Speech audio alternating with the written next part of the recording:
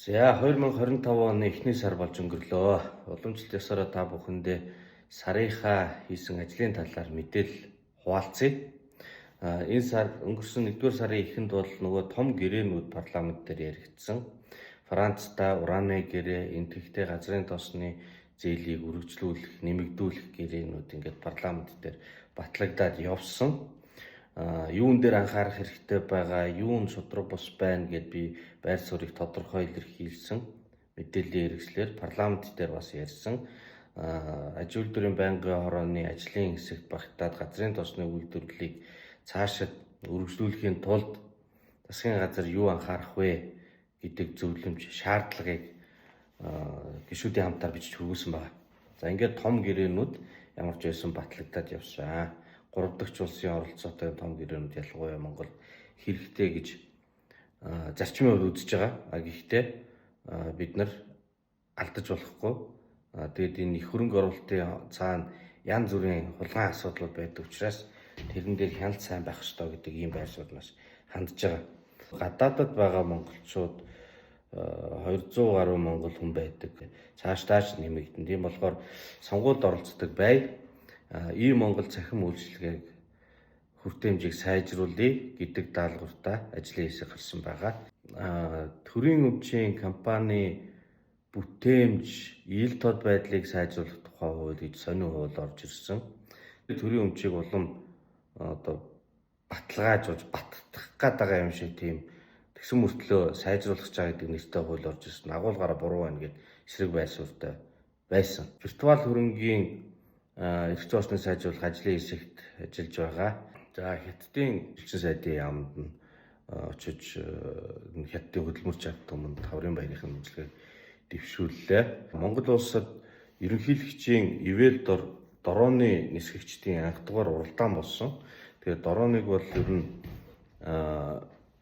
нийгмийн эдийн засгийн уул уурхайд, барилгад, химжилтэд, за тэгэл шууданд тийм ээ галт төмөртэй тэмцэхэд, аврахад, хил хамгаалахад ингээ маш ургийн хэрэглээтэй болж байгаа. Тийм болохоор монголчууд энийг өөрсдөө өгсөрч үйлдвэрлэж ашигладаг болох хэрэгтэй. Шинжлэх ухааны академийн баг чуулганы гишүүн боллоо. Тэгээ би бол одоо энэ олон эрдэмтэн хүмүүсийн дунд очиж баг чуулганд суух нь зохимжтой биш юмаа гэж бодсон. Гэтэл бол энэ яг эрдмийн зэрэг цол гэхээс илүүтэйгээр төрийн төлөөлөл гэдэг нэг 5 хүний төлөөлөл байдаг юм байна. Тэгээд тэр утгаараа ингээд санал дэвшүүлээд намайг бол оруулсан. Шинжлэх ухаанд тулгуурсан төрийн бодлого хэрэгжих ёстой. За үүний тулд бас тэнд төлөөлөл болж байх нь зөв юм байна гэж ойлгосон. Түрүүчийн 7 хоногт хиймэл оюун ухааны стратегийн боловсруулах ажлын талаар ямар явцтай байна вэ гэд цахим хөгжлийн нөөц харилцаа холбооны яамныхантайгаа уулз санал солилцлоо. Нүүбийн хөгжлийн хөтөлбөр бас Монгол улсад хиймэл оюун ашиглах бэлэн байдал ямар байна вэ гэдэг үнэлгээ хийж байгаа. Тэгэхээр үүнийг бол бодлогын хувьд их хурал дээр бас анхаарч байнгын орон дээр байнгын орооны гишүүдтэйгээ санал солилцоод нэгдсэн уялдуулах ажлыг бол хийнэ. За тэгээд радио телевизийн үндэсний сүлжээ компанитай уулзаж үйл ажиллагаатай танилцлаа.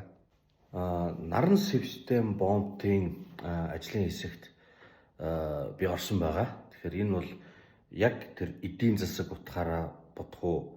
Хоёрдугаарт нь байгаль орчны хамгаалалт дэлхийд ерөөсөө энэ нутгаас өөр газар үлдээгүй тэр мазаала баавга хавтгай тэмээний асуудлууд гэдэг. Энэ бол зөвхөн Монголын биш олон улсын эрх зүгээр зохицуулагчсан асуудал. Тийм учраас бид нар маш болгоомжтой дүгнэлт хийх ёстой. За тэгээд бомбын эрх зүйн орчныг сайжруулах тийм ажлын хэсэг улсын хурлын даргын захирамжаар гараад ажиллаж байгаа. За Улаанбаатар 2040 он хүртэл хөгжлийн ерөнхий төлөвлөгөө улсын хурлаар чуулганаар орж ирээд явлаа. Дэмжигдээд явлаа. Тэгэхээр энэ төлөвлөгөөн дээр бол бүр тийм суураараа эсрэг байр суурьтай зүйлс бол надад ч явах уу миний дэмжигч нар тойрон хүрээлсэн хүмүүс, мэрэгжлийн хүмүүсийн дунд тэдгээрийн үзэл бодлыг бол би илэрхийлж санал нэгж байгаа зүйлийг хүрээнд тугнолж явахд ийм л зорилгоор улсын хурлын гишүүн болсон. Гэхдээ яг нэгдүгürt энэ ажлын хэмжээ цар хүрээ бол үнэхээр том. Тэгээд тэр дээр бол мэрэгжлийн хүмүүс олон жил сайн ажилласан. Тэгээд үүнд нь бол баяр хүргэж байгаа. Санал огт нийлэхгүй зүйлс бол мэдээж хэд хэд байгаа. Нэгдүгürt нь тэр гэр ороод бол төр зураг юм аа. Энийг юусоо ингээд үгүй болох учраас одоо байшин барилгал болгоно гэсэн тиймэрхүү хандлага бол байх. Тэрнтэй бол санал нийлдэхгүй. Тэгэхээр энэ гэр орол бол байна. Харин яаж хашаандаа хүн сайхан амьдрах вэ гэдэг дээр бодлогоор дэмжлэг үзүүлэх хэрэгтэй байгаа юм. 007 газрыг нь шин суурьшлын бүрслүүдтэй дид үтсийн төлөвлөлтөө жорлонгийн хөндий болохгүйгээр төлөвлөлөд олгох хэрэгтэй. Нийтийн тээвэр дээр бас зарчмын зөрүүтэй саналуд бол байгаа. Мэдээж олон төрөлт нийтийн тээврүүд хэрэгтэй. Гэхдээ одоо бүх чиглэлдээ тийм өндөр хөрөнгө оруулалтаа метро барих гэдэг шаардлагагүй. За анх тайвны өргөнжлөө окей. Гэвч хоошоо уршаага босоо чиглэлд бол хөнгөн галт тэрэг буюу трамвай эсвэл BRT тусгай замын автобус эднэрнүүд илүү зохимжтой юм аа гэж тэгээд дүүжин дээврийг бол ерөөсөй ойлгохгүй байгаа. Энэ асуудлыг бас чуулган дээр тавьсан нийслэл рүү бичгээр хургуулнаа. За ингээд өвлийн уралдааны талаар сүүлийн үед нэлээх яригдлаа. Одоо ч бас тусаагүй байх шиг байна. Гэхдээ шүүхийн шийдвэр гарцсан юм дээр шүүхийн шийдвэрийг зөрчиж засгийн газар тогтоол гаргана гэдэг бол миний хувьд бас ойлгохгүй гал зүйл. Хууль засаглах ёстой. Тэрнээс биш даргын үзэмж биш. Тийм учраас энэ бол буруу шийдвэр. Түрүүчийн 7 хоног бид нар холбооны сургууль дээр очлоо. Мэдээллийн технологи холбооны сургууль, Монголын бас уламжлалтаа том сургууль. Тэгээд цаашдаа бас хэд хэдэн байгууллагаар орно. IT стартап чиглэлээр ажилладаг нэлээд хэдэн залуучуудтай уулзлаа. Заавал төр тойрохгүйгээр хувийн хвшилд хийж байгаа стартапуудыг дэмжихийн тулд тэр мэдээллийн технологийн үйлдвэрлэлийг дэмжих тухай хуулийн гой залтууд байгаа. Тэднийг хэрэгжүүлэхийн тулд журмууд гаргах ёстой. Тэгэхээр журмууд нь бол 25 оны 6 дугаар сард боловсруулагдаж дууснаа гэсэн байр суурьтай салбарын яам илэрхийлж байгаа. Тэгэхээр энийг бол тэгж хүлээх шаардлага байхгүй. Хаврын чуулгын тэнгууд яарвчлах талаар бид нар хэлчих ёстой гэсэн байр суурьтай байна.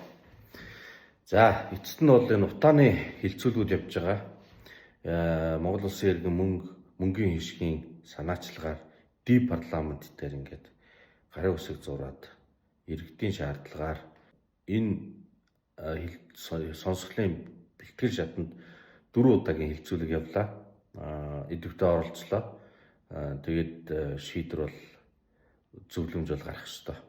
За би байр суурь бол нэлээд хүчтэй илэрхийлээд яваад байгаа.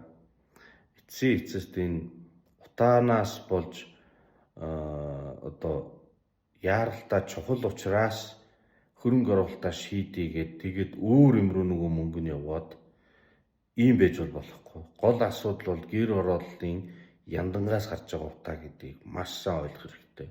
Цахилгаан станц, машин бол мэдээж их усэр мөн гэхдээ хамгийн гол нь биш шүү дээ. Тийм учраас тэд нар дараагийн шатны ажил мөнгөө тийш нь биш гол ажил гэр ороол руугаа оруулах хэрэгтэй гэж. Хоёрдугаарт нь дахиад нэг өөр төрлийн нүүрс одоо хөх нүүрс вэ нүү ямар нэгэн нүүрс үйлдвэрлэхийн тулд олон их найд төгрөг зарахгүй. Эрсдэлтэй ямиг нийтийн төсвөр хийхгүй. Нийтийн төсвөр эрсдэлгүй ажил буюу орон байр хашаандаа дулаан сууц барихт нь ипотек өг. Дахин төлөвлөлт. Окей, түгээсүүд болж дулааны цахилгаан станц, дулааны станцуудыг барь. Ийм эрсдэлгүй юмд нийтийн мөнгийг хүрнэ. Тэрнээс биш эрсдэлтэй шин технологи дараа нөгөөх нь гүйцэж чадахгүй, дутуур шатахгүй, угаардахгүй яг энэ дотор ямар барьцалдуулагчаар барьцалдуулаад байна, Япон руу судлуулна гэдэргээд нөгөө их ядаггүй хөрөл дахиад явна. Ийм юм руу бол хийхгүй гэсэн хувийн байр суурьтай байгаа. Үнийгээ бас хэлцүүлгийн сонсголын үеэр бол илэрхийлнэ. Дүнлэлтэн дээр нь оруулахын төлөө ажиллана. Ордгон бол протоколд нь олон нийттэйгээ хамтарч ажиллана. Энэ салбарт ажиллаж байгаа мэргэжлийн хүмүүсээс, барилгынхнаас, эрчим хүчнийхнээс, түлшнийхнээс маш их мэдээлэл авч байгаа. Маш нэгт холбоотой ажиллаж байгаа. За иймэрхүү байдалтай ингээд 1-р сараа үдэж өнгөрүүллээ. Өнөөдөр 2-р сарын 1-ний өдөр. Тэгээд та бүхэндээ 2-р сард нь одоо эрүүл энх ажил төрлийн бүтэмжтэй сайн сайхан байхыг хүсье.